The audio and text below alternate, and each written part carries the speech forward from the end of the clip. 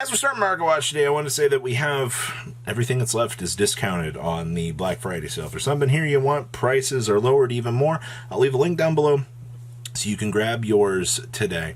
And fitting accessories, we still have our discount code up and working. 25% off your playmat. Honestly, the Rivals Companion looks really, really nice here. If you wanted my honest opinion, either one of these two would be a pretty solid pickup. But yeah, use discount code MCOOL25 and save on your purchase over here. Now let's pass on over to what in the world is going on day 4. Make sure you guys smash the crap out of that subscribe button. If you guys are still making TCG player purchases out here, please use my TCG player link down below. It helps support the channel, zero cost to you. And it helps keep the lights on around here at the MCOOL40 ranch, as we're going to call it. So, the 20... okay, first of all, this is... we're going to do a little bit different style of Market Watch today. I wanted to actually see what the best-selling items have been and kind of deep dive into how things are, because nobody ever asks how they're doing. Well, surprisingly, we have boxes of Rarity Collection actually coming down from their like $90 high. Granted, I mean, it's $87, $88 here, but you do see that people are moving these, which means with the 10% back, I mean, after tax, you're still spending about $90, but I mean, it's interesting that they're still going crazily after that product. Also, the Wanted Spoils, by the way, this is the second most best-selling card of the block. And Yu-Gi-Oh! Players complain that people aren't going to spend money on cards. I hate to tell you this, but if this is on the best-selling list, everything that you believed in this game is absolutely wrong at this point. But yeah, people are picking up their Sinful Spoils. Like, that's disgusting if it's tipped the scales that much in best-selling. And then, of course, I mean, SP Little Knight. These did, I hate to tell you this, but they did hit the 112, 111 range, and you're still holding at 114. This has not changed. Also, as a complete another side note here, I didn't talk about this because I forgot about this, but you remember Ultra Zeus, right? Or excuse me, Ultra Doomsday Star, and they were kind of cheap. After kickback right now, obviously things will calm back down eventually. But if you're looking at these right now, you're at $23, and they are not stopping. All right, like the ramp is still going through this. So both of your best-selling cards, I mean, Doomsday, I don't know, man. Like it's actually hilarious just to see the devastation. Oh. And now this is hilarious. Ash Blossom and Quarter Century Expensive here have actually, we're still floating about 170. To be fair, they were floating like 180 the other day, so these have kind of calmed down. You only have one verified floating around up here at the $170 range, which is not good, because you hit 180 after that. Also, contrary to what people are thinking right now, besides Valiant Smashers, you know, kind of feeling like it did fail. Interestingly enough, there's only this one seller here has them at $58 a box, and then they jump up to 62, on up to 65. It looks like people have been taking the chance. I know that we are on the constant dip down here, but these have been pretty devastated, honestly. So I would not be surprised if you see these 58ers. I mean, a lot of them have sold. People want to open product. Okay. Mcetis, yeah, these also. Yeah, guess what? Everything from Age of Overlord has continued. Somebody spent $70 a piece on these. I hate to tell you this, but lowest is 56. No real change there, but the fact that, oh boy, more and more.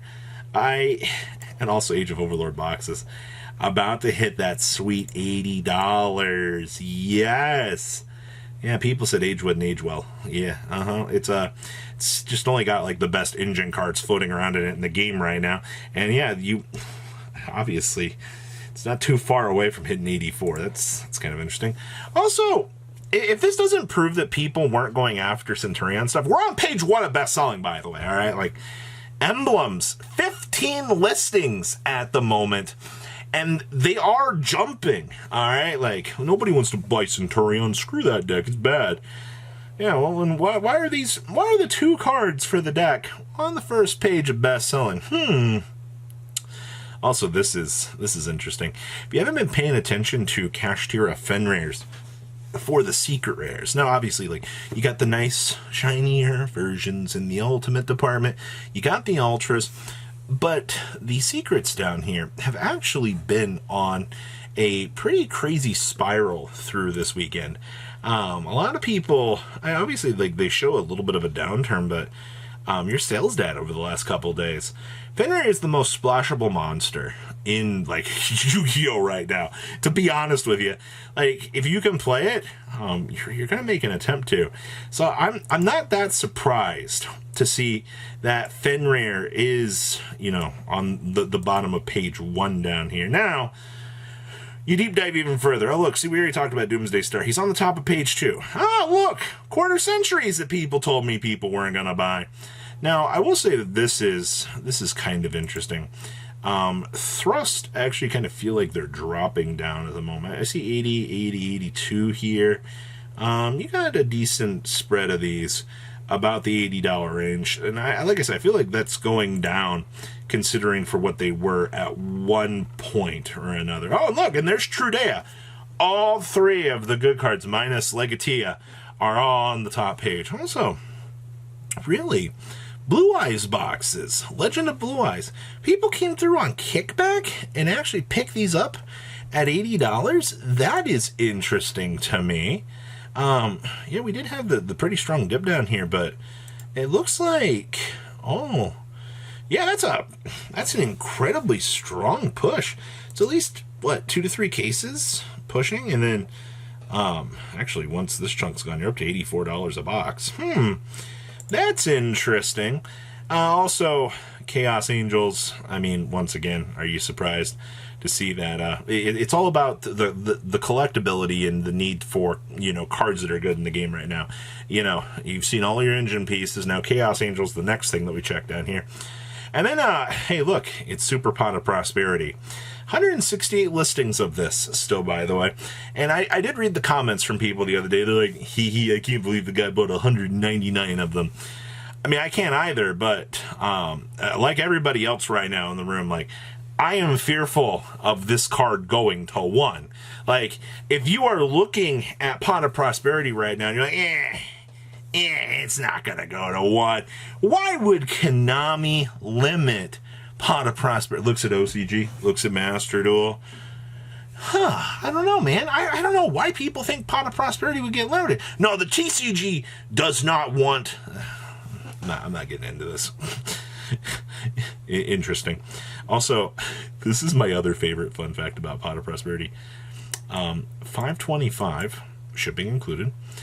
Or you can get the ultra rare for $4.50 with 99-cent shipping included. One of these things is not like the other. Quarter Century Veilers top out of the bottom half of the page down here at $46. Wow, I'm actually impressed that those have been moving at that pace. Somebody, $4.40 for a mod play? Oh, man. A Quarter Century on the top page. That's unheard of. How could they? How could they spend their money on this? Yeah, anyway. Arius's 16s. Lubellions. Fun fact, these are still selling at $13 for the tins. Also, yeah, people did take advantage of cases of tins for $110. I don't blame them. Actually, if I had a lot more disposable, this is honestly kind of worth it, honestly. Oh, and Super Tactilons at $4. Oh, and Quarter Century's following it up at the $49 mark. Super Imperms. So it looks like after this, hi Challenger, how are you? I was wondering if you were going to show up on the top of the best-selling, and yes, 109, 110, 110. Guess what? I hate to tell you this, but they're going back up. I don't know if it'll hit 125 per se, but it is on the upward tick here. And of course, Baron Quarter Centuries. I love the fact there's so many higher rarity cards on the best-selling block at the moment. Oh, look, and there's Nibs, there's your Evenleys. Wow, Droplets coming in nice, $3. Dissipators hitting that $35 mark. Yeah, we saw that. All right. Oh, and there's Legatia. Cool. Job's done. The entire Centurion core is the top half. Also, Secret Imperms. Supers are the best-selling, but then Secret Imperms follow it up, and there's no Ultras to be seen anywhere. And then, of course, the nightmare that has been Quem. I don't know if you've been paying attention to this thing, but 39, 37, 38. Yeah, it's a little bit of a ride per se. And then, of course, yeah, the pot's coming in at 37. So, what's your takeaway from this? A lot of higher rarity stuff has moved off of this sale. A lot more sealed product has moved than I think people were anticipating as well. And we only got 4 pages into best selling for the most interesting stuff. And people are picking up their Centurion stuff as well. You didn't see Valmonica. You didn't see, the other core Memento on the top pages either. What you do see is meta players doing meta player things. And I think that really does say something. So you gotta keep that in mind, that contrary to what people believe right now, the people aren't going to spend their money on this crap game because it's too expensive. Strange. It's almost like they are. But please, leave a comment down below. Tell me what you guys think. And I'll see your beautiful faces back here later in the day, guys. Peace out. Patrons, thank you.